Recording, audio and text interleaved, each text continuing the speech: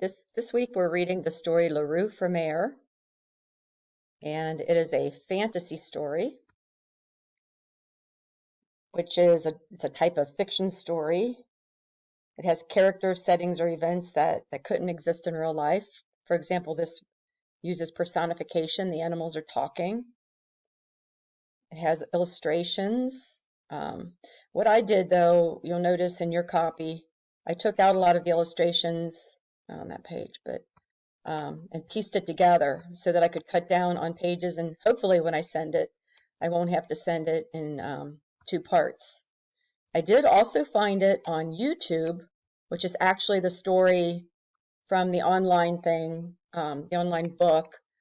So you recognize the voice as the voice of the reader of the book when we're in class, and I have the book read stuff to you. So if you want to do it that way, it's just on YouTube. Just type in La Rue Fermère and you'll find it there. We have some vocabulary words to know.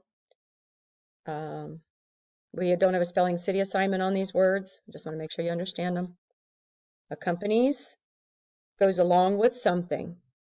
Jake's dog accompanies him on car rides.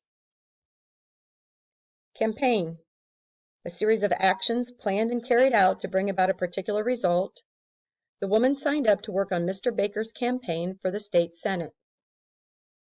Governor, person elected to be the head of a state government in the United States. The governor spoke at a town hall meeting about the state budget. Intend, they have a purpose or plan in mind. Does the mouse intend to eat the grape? Opponent, a person or group that's against another in a fight, contest, or discussion. Lolly and her brother beat the online opponent they were playing against in the video game.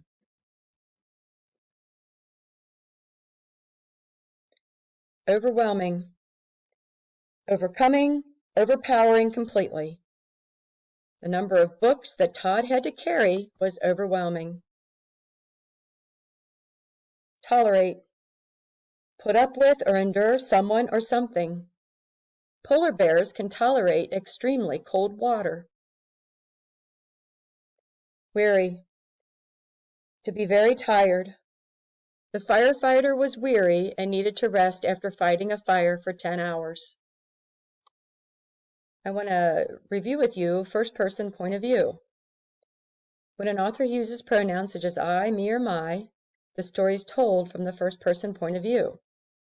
The narrator is a character in the story, so the reader only sees the events and other characters in the story as the narrator sees them.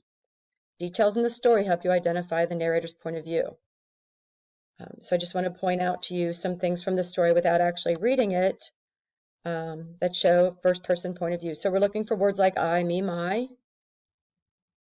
And there we have the narrator uses I, me, and my. You see them highlighted. Some other details that might show first-person point of view. We have this little letter here, Dear Grandpa, and then our class field trip. So that's all indicating first-person point of view.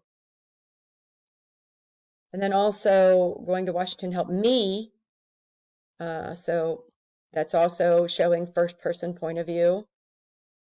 You're not going to have a form like this to fill out for the story, but I just want you to kind of look for the indicators of first-person point of view when you're reading La Rue Fermère.